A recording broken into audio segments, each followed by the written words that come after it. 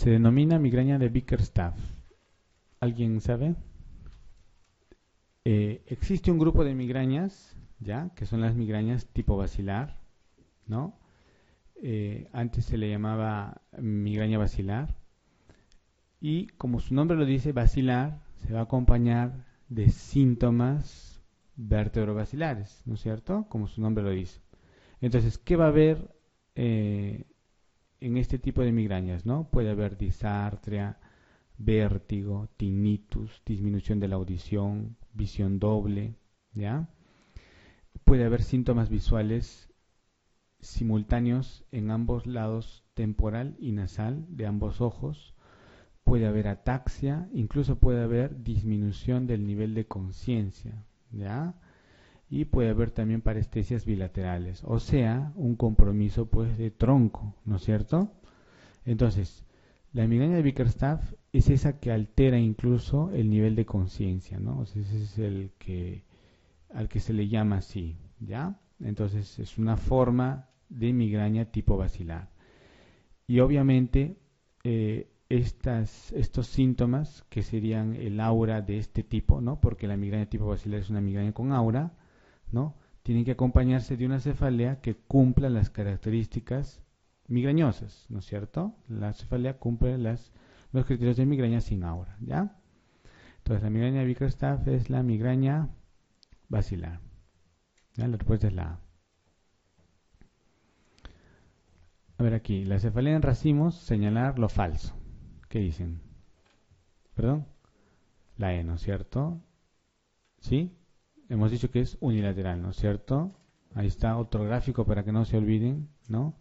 La cefalea en racimos puede causar dolor alrededor de un ojo junto con un párpado caído, ¿no? Miren cómo está el párpado aquí caído, ¿ya? Congestión, lagrimeo, ¿no? Así, ¿ya? Entonces la respuesta es la E. A ver, ¿qué dicen aquí en la pregunta 4? ¿Perdón? ¿D? ¿Sí? Ya. La arteritis de células gigantes, ¿no? Es una vasculitis, ¿no es cierto? Es una vasculitis que generalmente se presenta en las personas mayores, ¿ya? Y es una vasculitis que hay que prestarle atención porque tiene una complicación que es bastante grave que puede llevar a la ceguera, ¿ya? ¿Cuáles son las características clínicas, no? Es una vasculitis que afecta arterias de mediano y gran tamaño. La cefalea es el síntoma más frecuente, ¿ya?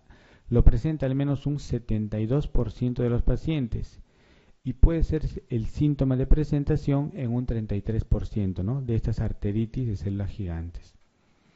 Ahora, más de la mitad presenta polimialgia reumática, ¿ya? Y puede ser también esto el síntoma de presentación en un cuarto de pacientes.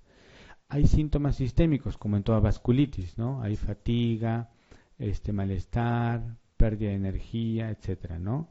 También algunos pacientes se quejan de claudicación al masticar, ¿no? ¿Ya? Y lo que es bastante importante es la maurosis fugaz que puede ocurrir aquí, ¿no? Y eso es un síntoma, ¿no? Bastante ominoso que podría llevar, como les digo, a la ceguera del paciente, ¿ya? Si es que no se trata, claro. Entonces aquí tienen ustedes un gráfico de Netter, ¿no? Donde ven una persona mayor, ¿no es cierto? Que puede tener alteración visual, que puede desarrollarse rápidamente, el dolor temporal, puede haber la claudicación que decíamos al masticar, una fiebre, un malestar, ¿no? Dolor a nivel proximal, anemia, ¿no? Puede dar neuropatía óptica isquémica anterior. Aquí tienen, miren la arteria, ¿no? Cómo se dilata, ¿no? Cómo está tensa, rígida, no pulsátil, ¿no? Y si le hacemos una biopsia, que es la forma de hacer el diagnóstico de esta enfermedad, veríamos algo así, ¿no? Y en los análisis, característicamente lo que se pide es un BSG, ¿no es cierto? Y está elevado, ¿no? Como en las vasculitis. Entonces la respuesta es la D. Siguiente, la 5. ¿Cuál de estas cefaleas se presenta habitualmente de manera sobreaguda? A, ¿no es cierto? Ya hemos visto eso, ¿no? ¿Cuál es la cefalea que se presenta así de un momento a otro? La cefalea suramidea, ¿no? Toda cefalea brusca siempre hay que pensar en eso, ¿no? Pregunta 6. Ya, dice, ¿cuál de estos tratamientos no estaría indicado, ¿no es cierto? Ya, nos hablan de una paciente de 34 años, ¿no? Con migraña y con episodios de 4 a 5 al mes. O sea, estaría indicado un tratamiento profiláctico, ¿no es cierto? Entonces hay que ver cuál podría usar. A ver, ¿tomar triptanes durante todos los ataques? Sí puede ser, ¿no es cierto? Porque es tratamiento abortivo, ¿sí? Utilizar dosis bajas diarias de ergotamina. No tiene mucho sentido, ¿no es cierto? Porque la ergotamina es para la crisis, ¿no es cierto? Entonces no tendríamos por qué usar todos los días. Aunque ustedes van a ver que incluso algunos médicos recetan así, ¿no? Que tomen ergotamina hasta todos los días y el paciente toma una, dos o hasta 3 veces al día, ¿no? Ergotamina, imagínense. ¿Administrar como profilaxis propanolol? Sí, ¿no es cierto? Dice, tratar todos los ataques agudos con naproxeno. Puede ser, ¿no? De repente a ese paciente le va bien con naproxeno y podría tratar sus crisis con naproxeno. Utilizar como profilaxis flunarizina, sí podría ser si es que le va bien, ¿no es cierto? Entonces la respuesta, la B, ¿no? Ahí está para que no se olviden, ¿no? En el tratamiento profiláctico de la migraña, ¿qué tenemos que, o cuál es la meta? ¿No? Disminuir la frecuencia, pero también disminuye la duración y la intensidad de crisis. O sea, que de repente si antes el paciente cuando le daba una crisis le duraba, no sé, unas 10 horas, digamos, de repente con el tratamiento le puede durar la mitad o menos tiempo y como la intensidad también va a ser menor, va a ser más fácil de controlar la crisis, ¿ya? Esa es la idea del tratamiento profiláctico. Se pueden usar los calcioantagonistas, ¿no? Ahí está, verapamilo, nimodipino, diltiazem, antiepilépticos que hemos mencionado, beta bloqueadores. Entonces la respuesta es la B, está bien. Sí, la ergotamina. No, efecto rebote no tanto, ¿no? O sea, si el paciente le va bien, puede usarlo. Pero lo que se recomienda es no usar más de 2 ergotaminas, digamos, a la semana, ¿ya? Porque puede dar ergotismo también la ergotamina. Aparte también hay cefalea inducida por analgésicos. O sea, el exceso de analgésicos que pueda tomar un paciente puede llevarle a cefalea, ¿no? A migraña. ¿Ya? Y eso va a ser un problema porque el paciente, claro, va a tener dolor y va a volver a tomar su analgésico, ¿no? Pero el exceso de ese analgésico que está tomando también le va a generar dolor y se hace un círculo vicioso, ¿no? Y vuelve a tomar su analgésico. Y entonces está en ese problema, ¿no? Es una cefalea por abuso de analgésicos.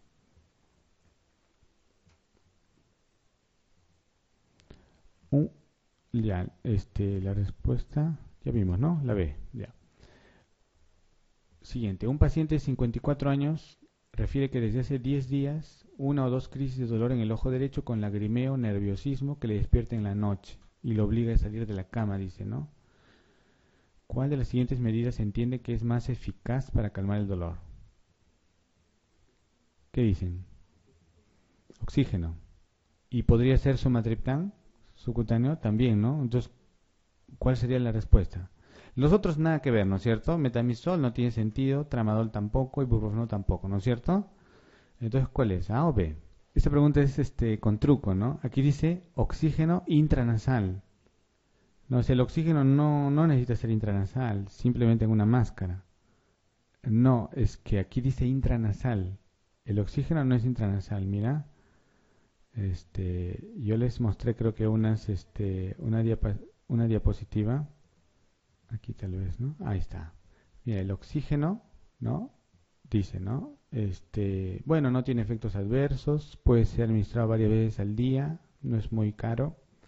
Y es oxígeno inhalado al 100% por 8 a 10 minutos vía una máscara, ¿no?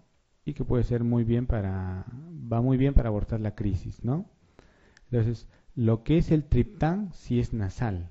El triptán sí puede ser nasal porque hay triptán nasal y hay triptán subcutáneo, ¿ya? Entonces, es eso. Sí, lo que pasa es que a veces en el MIR no sé, hay algunas claves que creo que no está del todo correcto. Ya. No, pero por eso les estoy mostrando, ¿no? O sea, el oxígeno, ¿cómo sería intranasal? Con una cánula. Pero la cánula no te da ese litro, ¿no es cierto? La máscara sí te da el litro, ¿no es cierto? 8, 10, 12 litros por minuto. La cánula no te soporta ese volumen, ¿no es cierto? Es por eso. Está bien. Si tienen alguna pregunta, la discutimos, la revisamos, no hay problema. Esa es la idea, ¿no? De que estén acá para poder revisar algunas cosas. Tratamiento abortivo de cluster headache, ¿no? Como dice acá, inyección, ¿no? De sumatriptán o en spray nasal de sumatriptán u oxígeno, ¿no es cierto? ¿Ya? Entonces la respuesta aquí es la letra B. Siguiente. Paciente de 14 años, ¿no? Que acude por presentar episodios repetidos de alteración visual. Dice que ve como luces brillantes, que ceden unos 20 minutos. Después presenta un adormecimiento en el brazo y en la hemicara derecha de similar duración y después cefalea en el hemicráneo con fotofobia y sonofobia. Facilísimo, ¿no? ¿Cuál es el diagnóstico? Migraña clásica, ¿no es cierto? Entonces es una migraña con aura o también llamada migraña clásica. La respuesta es la B. ¿Cuál es más frecuente, la migraña clásica o la migraña común? Común, ¿no es cierto? La migraña común es la más frecuente.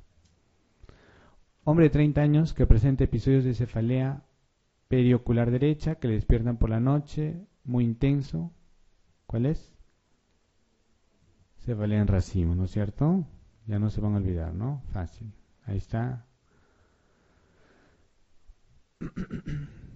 ¿Cuál es el patrón más típico de la cefalea en acúmulos? La letra C, ¿no es cierto? ¿Sí?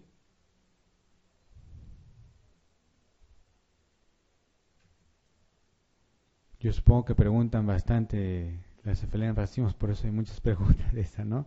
Entonces, una mujer de 80 años con cefalea hemicránea derecha incapacitante y claudicación al masticar. El primer estudio complementario que hay que solicitar es BCG, ¿no es cierto? En una persona mayor, obviamente pues si le han examinado primero, ¿no? Porque no vaya a haber una focalización, alguna otra cosa, ¿no? Entonces no hay nada importante, hay que pedir un BCG, ¿no es cierto? Para ver que no sea una arteritis, ¿sí? Entonces la respuesta es la A. Ahí está, ¿no? La arteria rígida, ¿no? Tensa. La pregunta 12. A ver, ¿qué dicen? A ver, dice, una de las siguientes es falsa. Bueno, nos hablan aquí de migraña oftalmoplégica. Vamos a revisar un poco de la migraña oftalmoplégica. La migraña oftalmoplégica, ¿no? Si bien su nombre dice migraña, en realidad no es una migraña. Se considera una neuralgia, por si acaso. ¿Ya? La migraña oftalmoplégica se considera una neuralgia craneal. ¿Y cuál es el nervio más afectado? El tercero. Es el más frecuentemente afectado.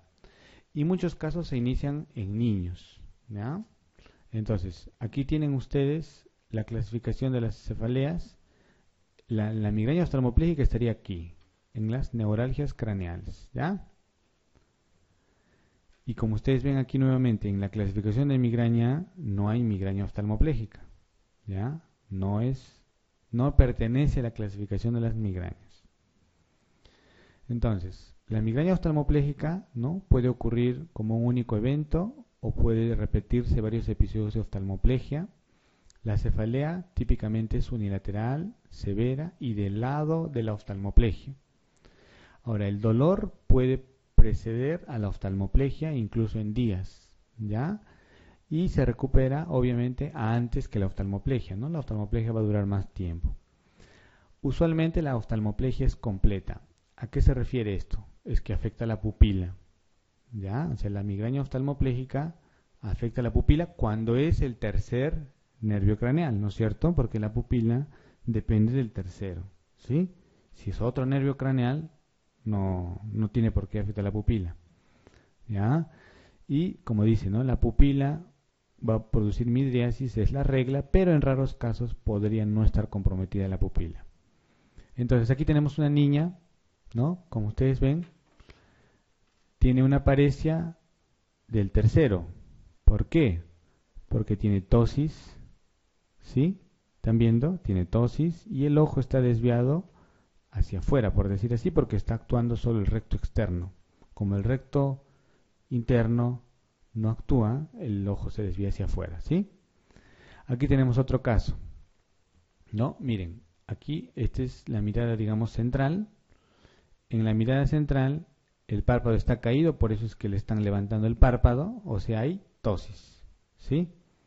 Y el ojo, como ven, está hacia afuera y hacia abajo, porque solo está actuando el recto externo, ¿ya?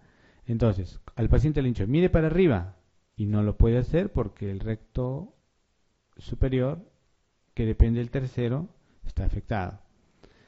Mire para abajo, bueno, más o menos que lo hace, pero más es por la acción del recto externo. Mire a la derecha, ¿no? Y este ojo lo hace bien, pero este no lo puede hacer porque el recto interno no se mueve. Mire hacia la izquierda y bueno, si lo hace porque es el músculo que actúa, ¿no es cierto? Entonces, acá dice, ¿no?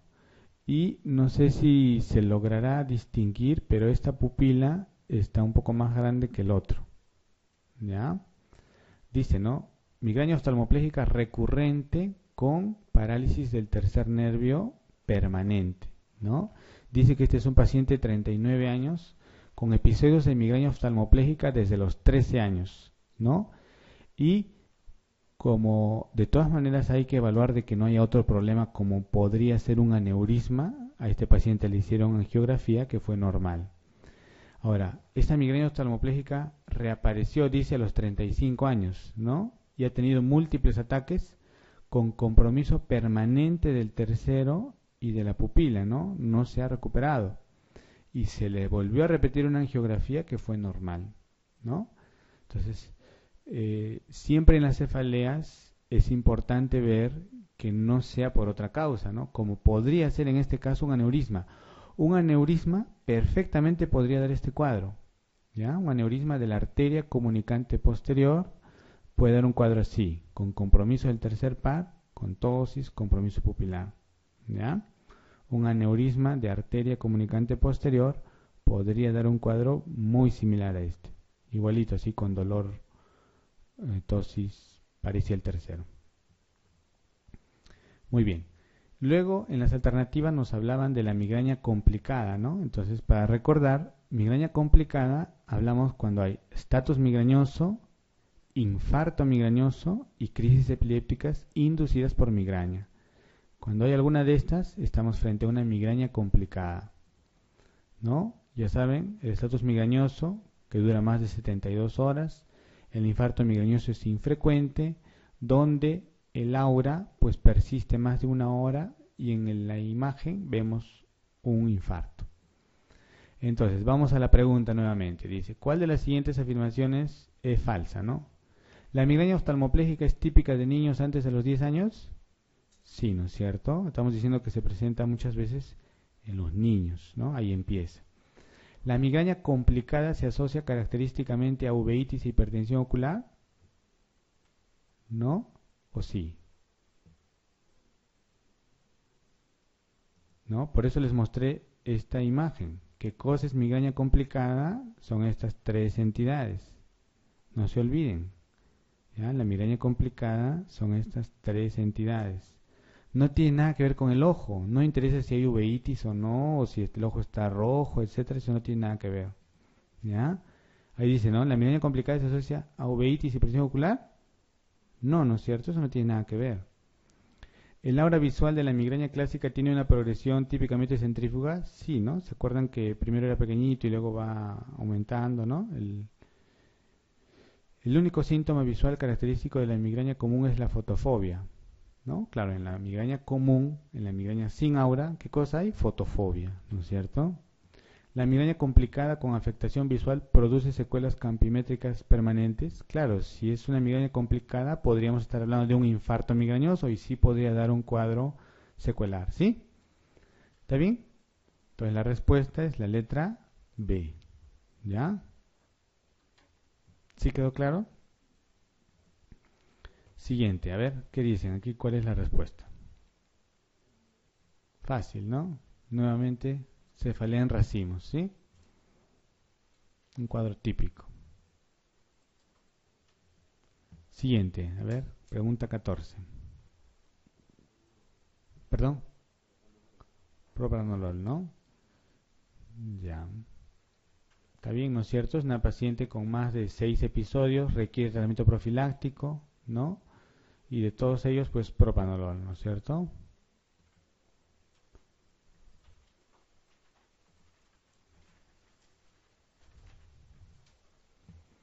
De los siguientes medicamentos utilizados para la profilaxis de cefalea, ¿cuál puede producir fibrosis retroperitoneal o valvular cardíaca?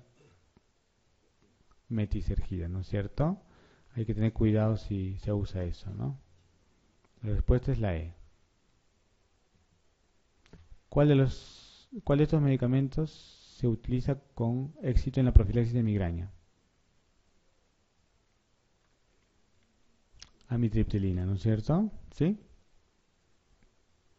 Muy bien. Muy bien. Recordar pues que si le ponen por ahí algún caso clínico y el paciente tiene, no sé, asma, no se puede usar propranolol, ¿no es cierto? Tienen que tener presente esos efectos adversos, ¿ya? Bien, vamos a ver lo que es epilepsia. Aquí tenemos un caso ilustrativo, ¿no? Es una paciente de 44 años, sin antecedentes de importancia, y el esposo dice que más o menos hace 4 años tiene episodios en que se queda como perdida, tiene una mirada perdida, se le cae la saliva, dice, ¿no? Un poco, dura unos 2 minutos y después realiza alguna actividad inconscientemente. ¿Cómo es eso? Dice, ¿no? Por ejemplo, agarra la sábana, limpia la pared, dice, ¿no? Dura más o menos unos 5 minutos y se recupera poco a poco en unos 10 minutos. Dice que en una oportunidad agarró la olla caliente y se quemó la mano porque no se dio cuenta, ¿no? Entonces es un típico caso, ¿no? ¿Qué tipo de crisis les parece que puede ser esto? Entonces, en epilepsia, la historia es fundamental, ¿no? O sea, la historia tiene que estar bien clara para poder hacer el diagnóstico, porque es raro que nosotros veamos la crisis, ¿no? No es cuando el paciente viene a la consulta, ya pues no está la crisis, ¿no? Muy bien, entonces, ¿qué cosa es una crisis epiléptica? Después vamos a volver al caso, ¿ya? Al final. Es el resultado clínico de una descarga brusca que es anormal por su intensidad y por hipersincronía, ¿no? De un grupo neuronal. Las manifestaciones clínicas son bruscas y breves. Pueden ser motoras, sensitivas, vegetativas, psíquicas y puede o no tener alteración de conciencia, ¿ya? Y cuando hablamos de epilepsia, cuando hay 2 o más crisis espontáneas. Tienen que ser espontáneas porque si un paciente, no sé, se cae, tiene un golpe en la cabeza y convulsiona, eso no es una epilepsia, ¿no es cierto? Una crisis que se desencadenó por el trauma, digamos, por el TEC, ¿sí? Crisis provocada. Es la que aparece en relación temporal inmediata con una agresión aguda del cerebro, ¿no? Como puede ser un ictus, un trauma, una anoxia, una encefalitis, ¿no? El paciente tiene hiponatremia, tiene crisis epilépticas, ¿no? Es una crisis provocada por la hiponatremia. Otro término que pueden encontrarlo por ahí es crisis precipitada. Es la que sucede por la intervención de un factor inespecífico, como puede ser la privación de sueño. Si una persona no duerme varios días, podría tener una crisis epiléptica, ¿ya? O por el abuso de alcohol, ¿no? Si alguien está festejando el ingreso durante 3 días, ¿no? Puede tener una crisis epiléptica, ¿no? Y esto puede ocurrir en una persona con o sin crisis, ¿ya? Es una crisis precipitada. Y también existe un término que es crisis refleja, ¿no? Es la que sigue un estímulo sensitivo sensorial, como el que podría ser de repente por una luz muy intensa, ¿no? En la fotoestimulación, por ejemplo, que se hace en el electroencefalograma, no sé si habrán visto, ¿no es cierto? Una luz que parpadea rápidamente, en algunos tipos podría generar una crisis, ¿no? O esas crisis a veces que se describen en los niños que están mucho tiempo con los videojuegos, así, podrían ser una forma de crisis refleja, ¿ya? ¿Cómo se clasifican las crisis según su etiología, ¿no? O las epilepsias, perdón. Las epilepsias pueden ser sintomáticas, ¿no? E idiopáticas. Como saben, idiopáticas es cuando no se sabe una causa, ¿no es cierto? No se puede determinar. Y sintomática es cuando se debe a alguna causa en especial. Pero existe otro grupo, ¿no? Que probablemente sea sintomático, ¿no? Que ahora lo vamos a explicar. Las epilepsias sintomáticas tienen una etiología conocida. Por ejemplo, un paciente que tuvo un infarto cerebral y ha tenido varias crisis, ¿no? Entonces una epilepsia vascular, ¿no es cierto? Es una epilepsia sintomática porque sabemos por qué le ocurre. Si un paciente tiene un tumor cerebral, ¿no? Y ha tenido varias crisis, es una epilepsia secundaria al proceso expansivo, ¿sí? Fácil. Y existía antes un término que se llamaba criptogénico, ¿no? ¿Qué quiere decir esto? ¿No? Que por sus características clínicas son sospechosas de ser sintomáticas, pero de las que no se puede demostrar la etiología. Este término criptogénico ha sido reemplazado actualmente por probablemente sintomático. Y me voy a explicar un poco mejor. Por ejemplo, tenemos un niño, ¿ya? Un niño de 3 años, digamos, que a esa edad se supone que debería hablar, caminar, ¿no es cierto? Y supongamos que este niño efectivamente tiene un desarrollo psicomotor normal, habla, camina bien, pero tiene crisis epilépticas, ¿ya? Entonces le hacemos su electroencefalograma, su resonancia, etcétera, y no encontramos una lesión aparente. Pero el niño presenta crisis, ¿no es cierto? Presenta epilepsia, ¿ya? Ese es un caso.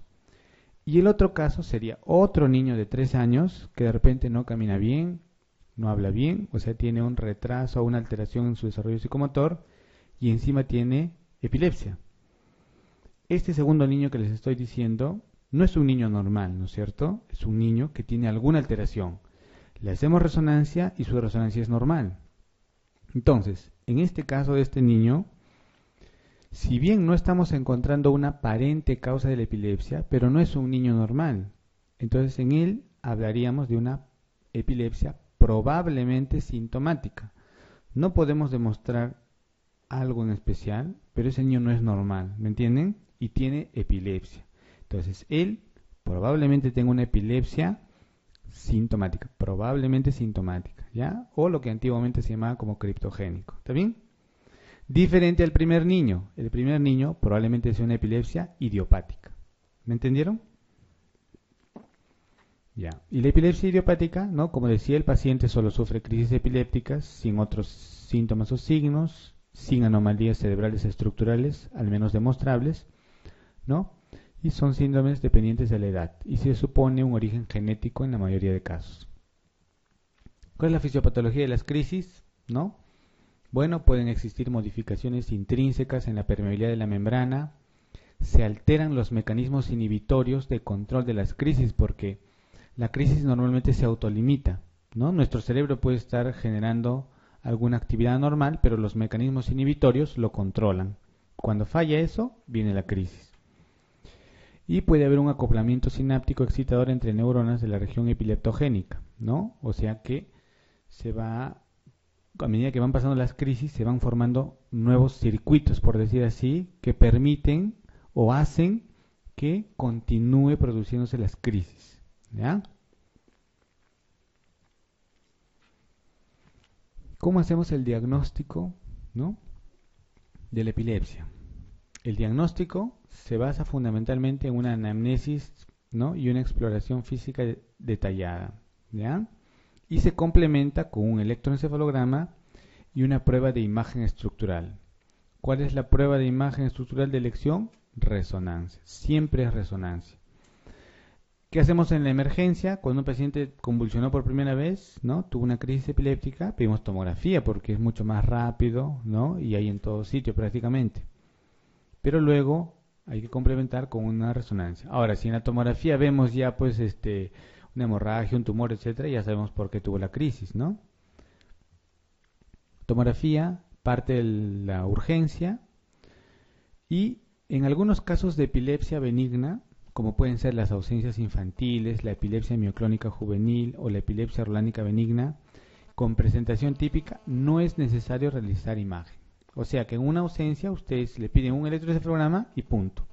¿Ya? No es necesario que pidan resonancia o tomografía. ¿Está bien?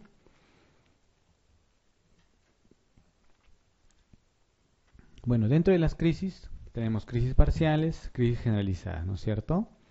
Las crisis parciales son aquellas que se originan en un lugar concreto del cerebro, o sea, hay un foco, ¿no? Y este foco puede ser pues temporal, frontal, etcétera, ¿no es cierto? Y las crisis parciales pueden ser simples o complejas. Son simples si no hay alteración, ¿no?, de conciencia, no hay pérdida de contacto con el medio externo de la persona, y en las complejas sí hay alteración de conciencia, ¿no? El 50% de pacientes con crisis parciales puede presentar generalización secundaria, ¿ya?